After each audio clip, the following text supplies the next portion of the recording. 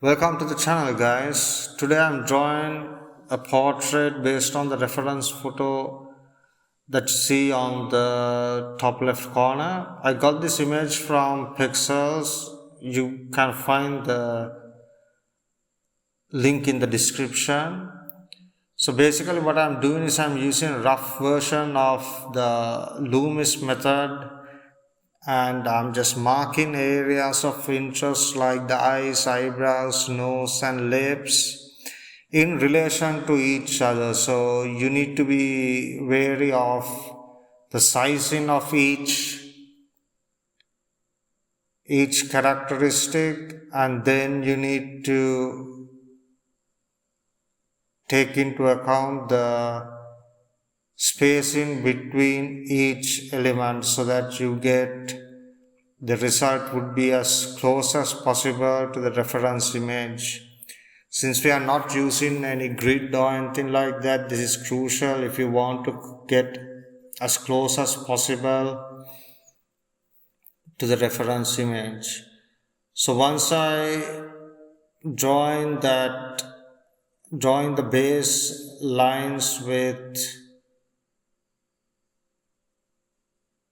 the HB pencil, I'm just going over it again with the HB just to darken parts out. I just want to define them a bit more to see whether I'm getting it right. And then afterwards, I'll be just plotting out all the areas where the shadows are. Even the lightest shadow, I will just go in and mark all those areas out. So when I do this, I just do it as lightly as possible, and not as lightly as possible, but the HB pencil that gives just a light tone, so you're good. No harm can be done when you're using the HB pencil, because even if you get something wrong, you can easily erase it and continue with the work.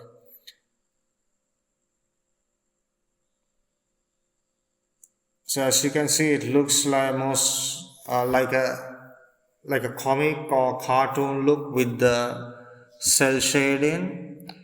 And I'm working on the hair. I must say that I didn't pay much attention to the hair because my primary focus were her features, and I just wanted to get her features right, and more importantly I wanted to get the essence of her look, her expression onto the paper as much as possible, because I think that is much more important than the accuracy. But obviously you need to be accurate with the features, because if you go off to a certain extent on the features, if you get it wrong, it will basically completely look like another person. So the human face is so intricate in its features that, because no two people are alike, if you get the features wrong, you're gonna end up drawing someone else basically.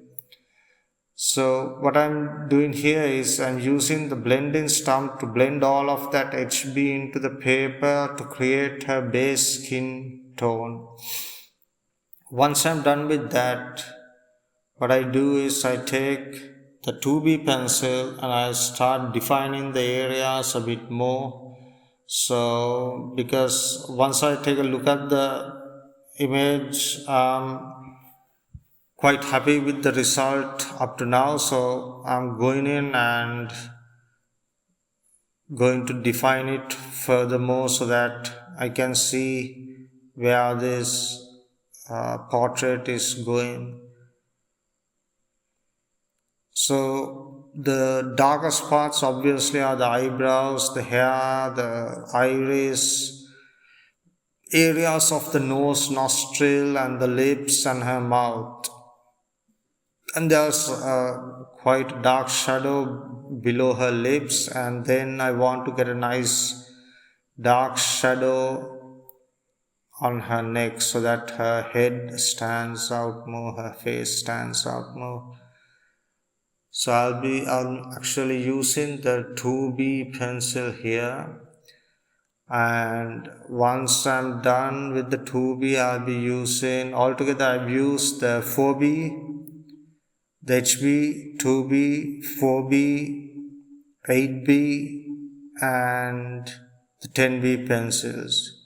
So as the pencil shade gets darker and darker, except for the except for the hair, you would be using it as sparingly as possible. So as you can see, I'm using the 2B here, and I'm just making sure that I'm applying it only where it's absolutely needed.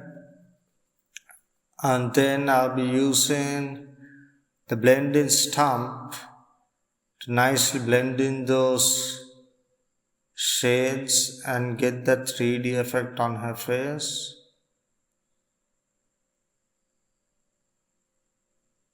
The blending stump really helps with creating the realism you're looking for, and those nice curves, and you need those for the nose and her cheeks, etc. It really helps with that. Even for those wrinkles on her forehead, it really helped make it stand out. So I'm using the 4B pencil here to draw her eyes, and I'm being careful to leave that white space out so that we don't have to erase too much when we want to add those highlights in her eyes.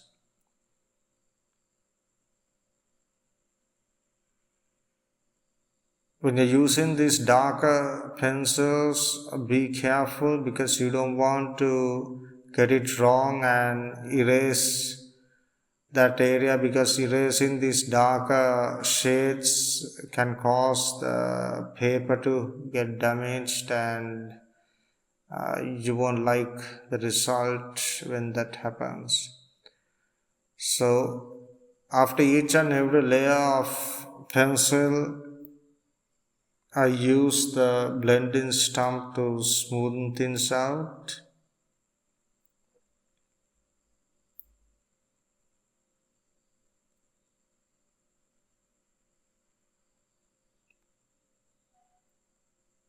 Now I'm using the 10B to really get those eyes,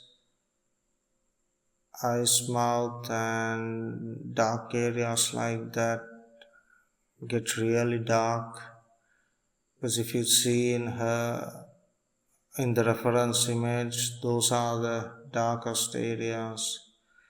Now I'm erasing some parts of her hair using the mono zero eraser to get a bit of realism. But I must say, like I said before, that I did not pay much attention to her hair because I was more concerned about her facial appearance. So I'm using the mono zero eraser to get all those highlights in and make them pop.